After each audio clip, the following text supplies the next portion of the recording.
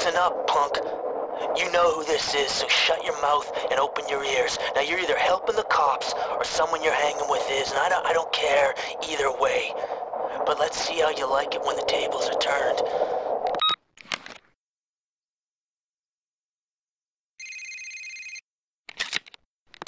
Alright, this is it. Number 2 on the blacklist is up for grabs. Toru's waiting for your call. Chump's driving a McLaren. Need to say more? Smoke 'em out fast.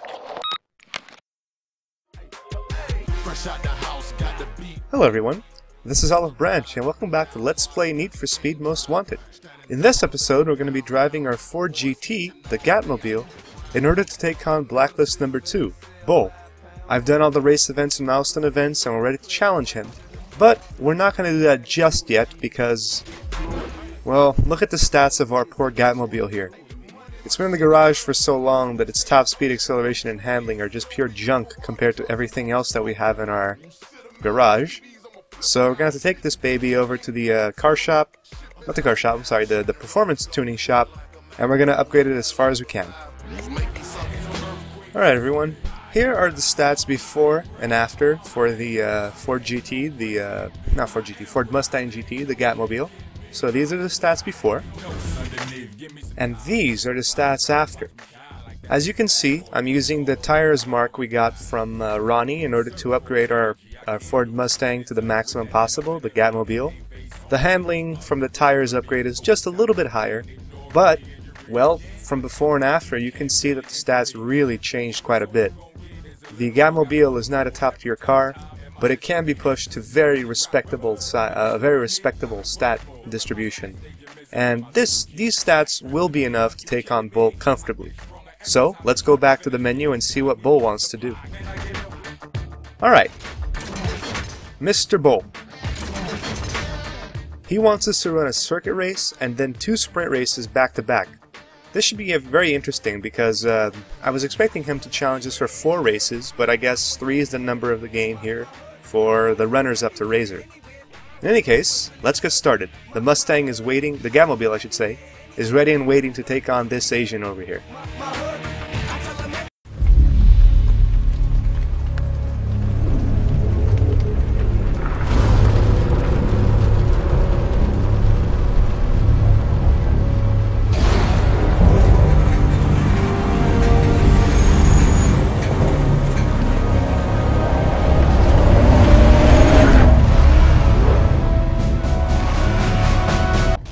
Alright, here we go. Johnny Gat versus Torresado. He's driving that McLaren of his. I think there were only like, what, 100 of them built in the world or something like that? A ridiculously low number. And he's lucky enough to get his hands on one of the Mercedes McLarens. But we are driving a Mustang GT that's been tricked out, Saints Row style.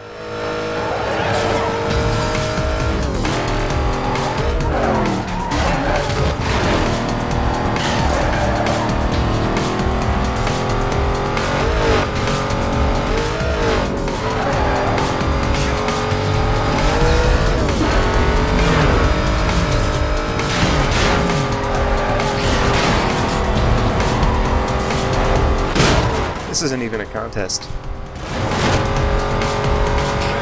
For all the hype about the McLaren that they were building up, Raj was building up for us, Toru's no challenge.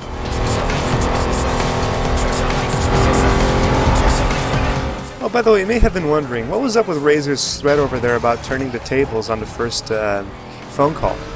Well, what happens at that point of the game that when you get that call, the heat level for the car you're driving is immediately spiked up to level 5, so if you were just driving along at level 1, maybe you finished a police, or rather, you finished a race with police after you, and it was something at like level 1 or level 2, all of a sudden you get a nasty surprise that you're at heat level 5, and then, you know, shit can happen.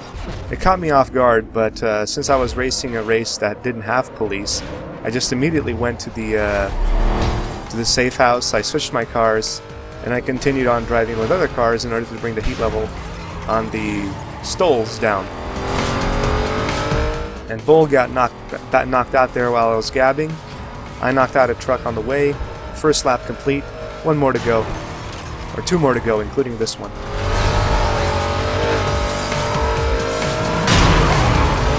and I'm really just wrecking everything on the path here. It's funny, but I was driving this video, or driving this car, it's reminding me a ton of a video I saw of the zombie voice in Saints Row 3 with Lieutenant Pierce, and the zombie boss was singing along to What I've Got. And the two men were very funny. I just love Saints Row for those kind of little touches.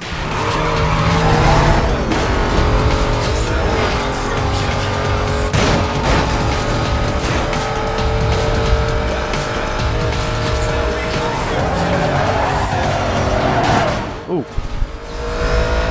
Alright, split time of 3 seconds, but Bull's catching up now. He's activating his nitro.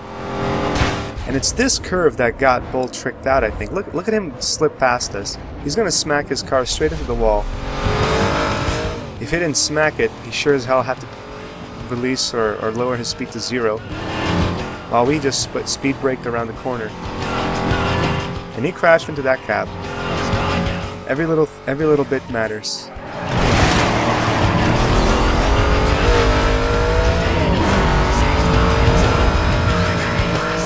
Here comes the tricky refinery turn.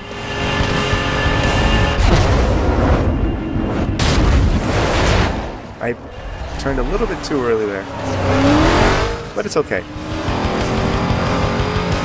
And Bull crashed out. He's just not even moving. That curve is not very friendly to AIs.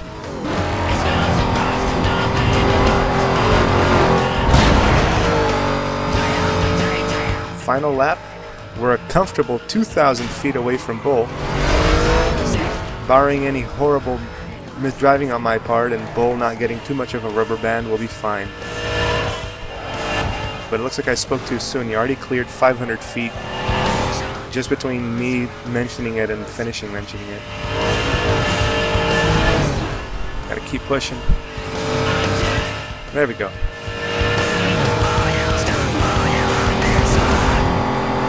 It's funny, the AI of this game can take curves very well when it comes down to rubber banding.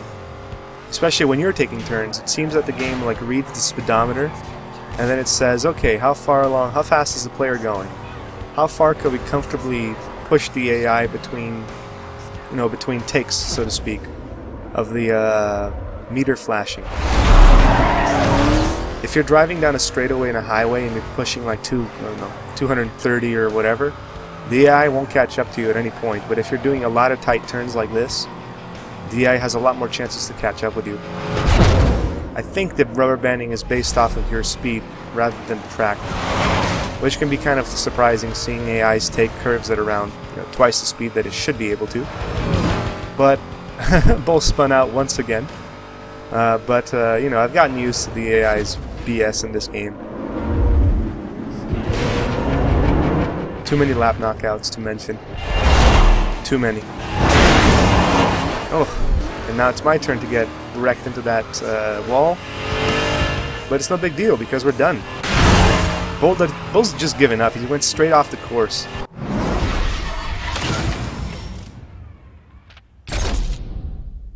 Took him quite a while to get to the ending too. 10 traffic collisions. Well, when the Gatmobile races, it races with style and a lot of violence.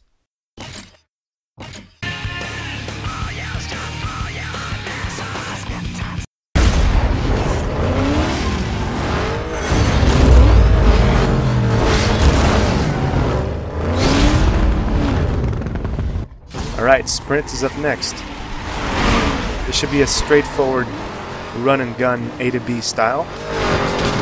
If Bull keeps up his crappy driving, I'll probably be able to beat him with no difficulty.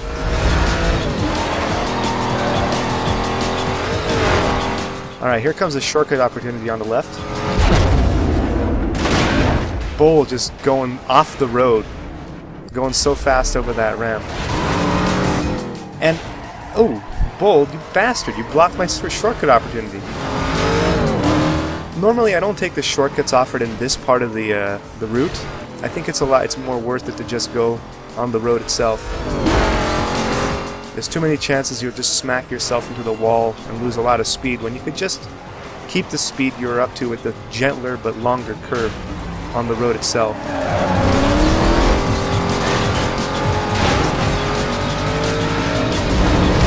I think some of the shortcut opportunities in this game, at least with some of the races, they're just there as options. They're not there as viable. You know, they're there as viable options, but they're not there as optimum ones. I think some of them are just there to trick you. Straight through the cannery. Dodging cars. Trying to not to wreck so many this time because Bull's driving much more confidently now. And we're about 50% of the way through.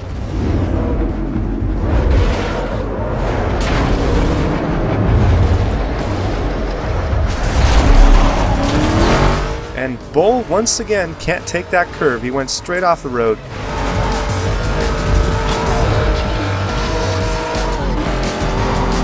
More of an advantage for me, I suppose. Oh! Completely tore off my right side there. I know there's a new Need for Speed game out right now. Criterion Games published it. I wonder how they're handling car damage. EA Black Box stated that they only wanted the cars here to look visibly damaged, but you know, not impair on the driving at all. So you get cracked windshields and paint scratches and all that. But you know, your car still pushes max speed no matter how many innocent people you T-bone. So I'm wondering if Criterion has a damage system or if they're keeping this very forgiving, casual driving mechanic, which I do approve of, by the way. I do like the fact that this game doesn't punish you for driving crappily, or for having some fun and gleefully plowing through everything that moves, even if you are going to lose. It's only the drag races that use the mechanic of you crash, you lose, which again makes them kind of unique as well. And we're almost done, but Bull's right on our tail, and I'm out of nitrous. I think that cab may have just saved us by cutting Bull off. And I think it did. With one final leap, we finish. And I don't think you can see it, but Bull's right behind our car. About half a second behind us.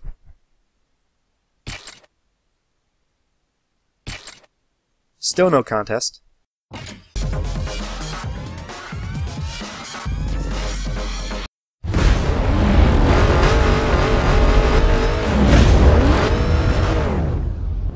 Alright, the final race. And I just can't get a perfect launch off this thing.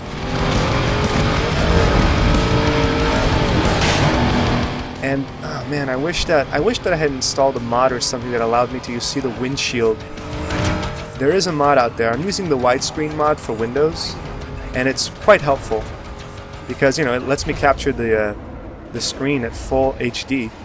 But there's also a mod that allows you to put on a little windshield underneath the police meter there, or the police detector meter, and you know, it's just so useful to see enemies coming up behind you. There is a windshield on the first-person view, but it's first-person. You really, to get the full experience and to get the better racing, I do feel you need to race in third. Whatever, I'm not complaining. Oh, okay, I kind of am. I'm just saying I wish that the third person had the windshield. Not the windshield, the rearview mirror. Did I keep saying windshield? Man, I'm out of it today. The rearview mirror, ladies and gentlemen.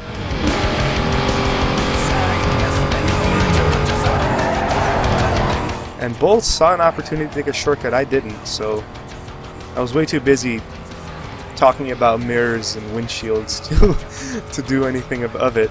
Ah, tight curve coming up. If we have any luck, Bull will smack into it.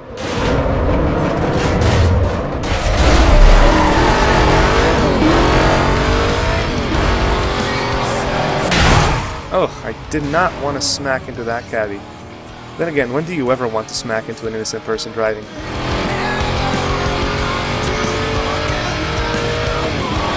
Whoa. And Bull, you know, for all the hype that Bull is like Razor's #2, you know, I think the fact that he is the number 2. It's kind of the game leaving a breather. We did race him at the very beginning of the game. He did use his McLaren, but we were using our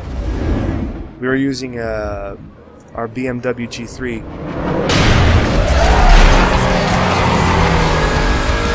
And you know, there was no contest in that race.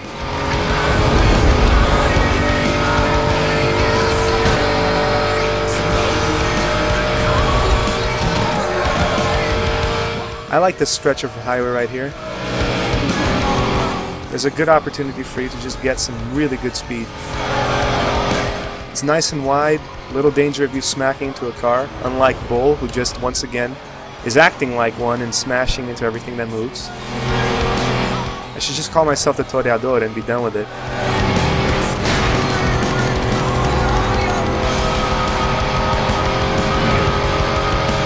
Pushing 200 with a Mustang. Oh yeah.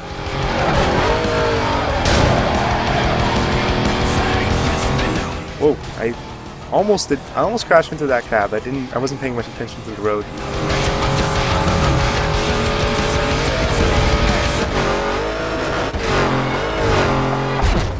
Oh no, we can't. Okay, I was gonna turn right for the shortcut, but that's a one-way shortcut. I would have smacked straight into the wall and gotten very embarrassed for forgetting that simple fact. And Bull is right on our tail once again. I think it's just a game trying to give us a nudge, but no need for nudges. The Gatmobile has shown who is the true superior man. $75,000. 1 minute of lead time. And one hell of a sweet final jump to seal the deal. That we are now number 2 on the Blacklist.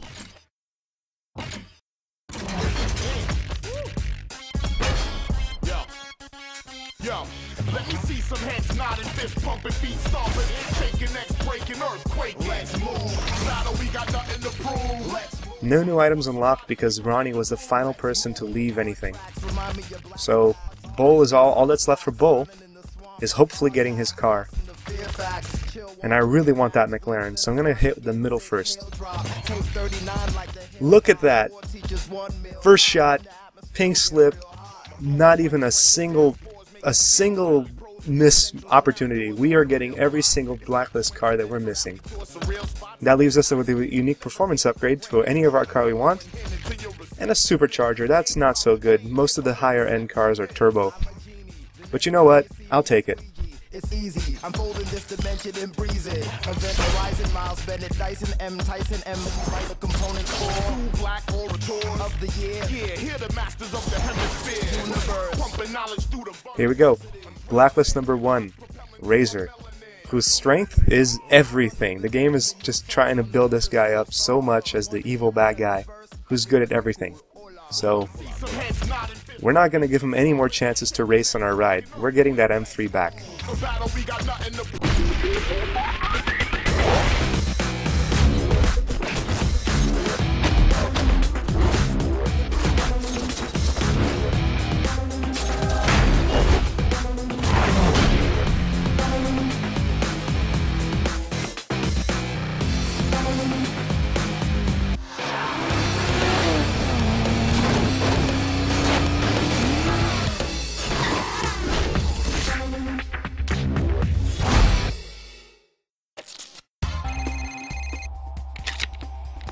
How does it feel? It's been a long time coming. I've said everything that needs saying. You know what you gotta do. You've come too far to let this slip away. That's right, Raj.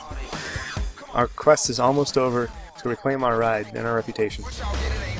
Alright, ladies and gentlemen. Razor's race events and milestone events are up for the next video. But the question is, which cars do we use for the race and milestone events next video? Should we use one of the cars we have in our garage? Or do you want me to buy a new one? Let me know in the thread, vote in, and we're almost done. Only 2 more videos to go. Anyway, this has been Olive Branch. I'll catch you next time. See you later.